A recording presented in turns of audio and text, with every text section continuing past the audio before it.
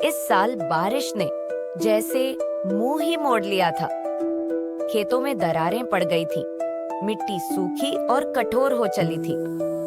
किसान दिन रात आसमान को निहारते, पर बादलों का कहीं नामो निशान नहीं था।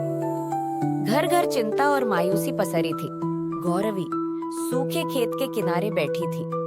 चारों ओर फैली बेजान मिट्टी को देख उसका दिल भारी हो गया। शारव, देखो ना, कितनी फसल सूख गई। अगर ऐसे ही रहा तो इस बार घर घर में खाने की कमी हो जाएगी। मेरे बाबा कह रहे थे कि शायद इस बार खेतों में कुछ ना उगे। पता नहीं ये सूखा कब जाएगा। अचानक दूर से तेज कदमों की आहट आई। शारव जोश से चला आ रहा था। उसके हाथ में एक छोटी बाल्टी थी। शायद वह कुएं से पानी लाया था। क्यों सब ऐसे बैठे हो?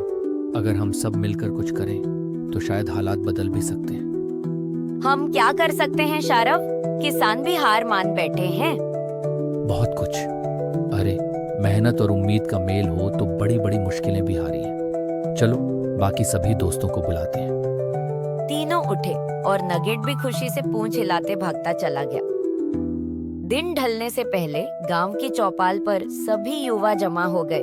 सबकी आंखों में चिंता थी, पर हिम्मत भी। हमारे पुराने कुएं में थोड़ा बहुत पानी है। अगर बारी बारी से उठाए तो खेतों को थोड़ी राहत मिल सकती है। मैं सोच रही थी, प्यारे दादा दादी हैं, वे काम नहीं कर पाते। हम मिलकर उनकी मदद करें और हम घर घर जाकर सबको हौसला दें।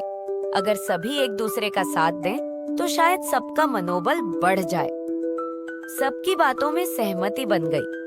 छोटे छोटे दल बनाकर योजना बन गई। कुछ खेतों में, कुछ गांव के घरों में, तो कुछ पानी की व्यवस्था में लगेंगे। अगली सुबह सूरज ज्यों ही निकला, गांव के युवा जुट गए। कुएं से बाल्टियां भर भर कर खेतों में पानी डाला गया। कड़ी धूप और पसीने के बीच भी सबकी आंखों में जिद थी। देखो, मिट्टी गीली हो रही है। हमारे पानी डालने का असर पड़ने लगा है। अगर रोज ऐसा करते रहे तो कलेजे में उम्मीद भर जाती है। शायद फसल बच ही जाए। हमें खुद पर भरोसा रखना है, और अगर गांव के बड़े भी साथ आ जाएं तो बात कुछ और हो जाएगी। बात कहाँ गांव तक सीमित रहती। कुछ दिन बाद ये नजारा गांव के बुजुर्गों ने देखा। किस हालत, किस लगन से नौजवान खेतों में जुटे हैं। उन्हें एहसास हुआ कि हिम्मत हारना ठीक नहीं। तुम सबने हमें सबक दिया है कि हार मानना गलत है।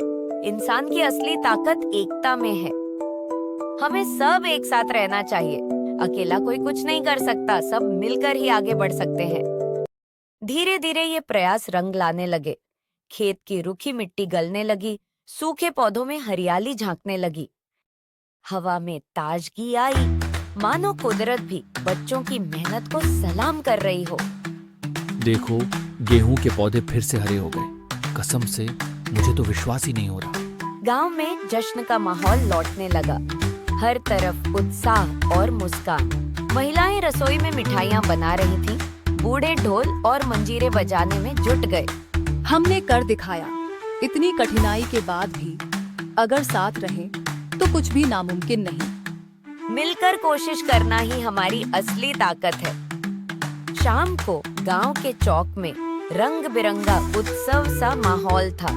ढोल नगाड़ों की ताल, पकवानों की खुशबू और हर चेहरे पर चमकदार मुस्कान। बहुत वक्त बाद सूरजपुरा का गांव इतना उजास से भरा था। दोस्तों, अगर कभी कोई मुश्किल आए तो अकेले मत लड़ो। मिलकर मेहनत करो। अपने अपने हिस्से की जिम्मेदारी निभाओ। देखना, मुश्किलें खुद हल हो जाएंगी। अगर आपको हमारी कहानी अच्छी लगी तो हमारे सच्चे दोस्त बनो।